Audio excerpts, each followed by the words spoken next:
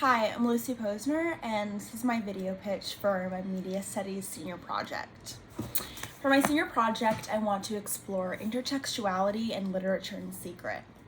The project will be practice-based, rooted in the hypothesis that the ways we conceive of stories, both as readers and as writers, are contingent upon the media available to us at the time of engagement with the text.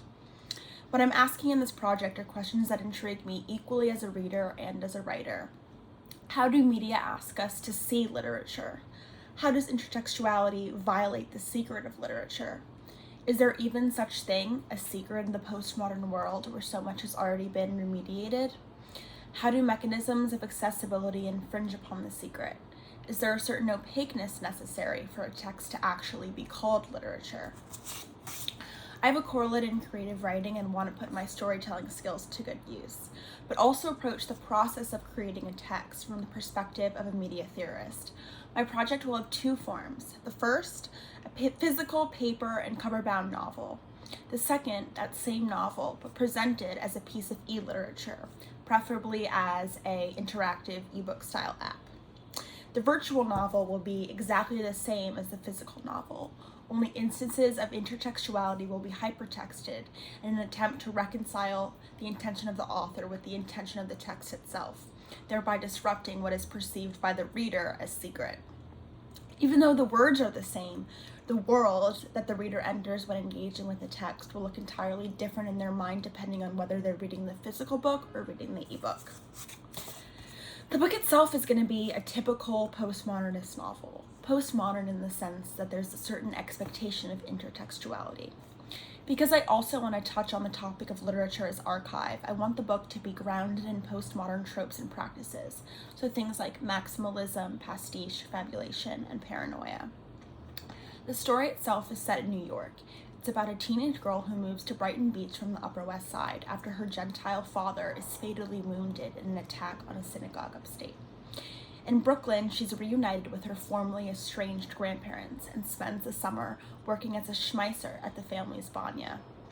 It's a coming-of-age story as well as one of reckoning with identity, with ancestry, and with faith.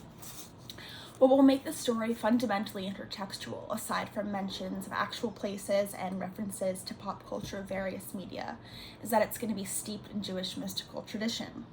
The Kabbalist notion of the secret and the mundane is going to be a driving force in the story.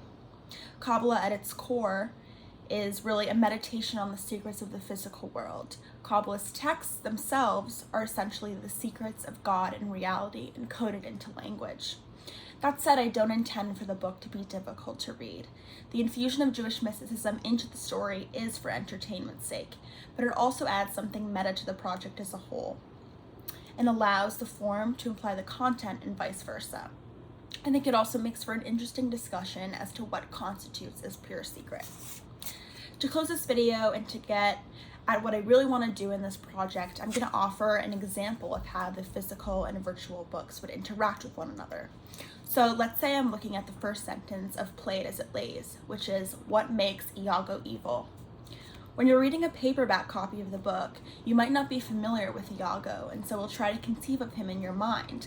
Even if you do know who Iago is, you'll still find a way to fit what you know about him into your conception of the story moving forward.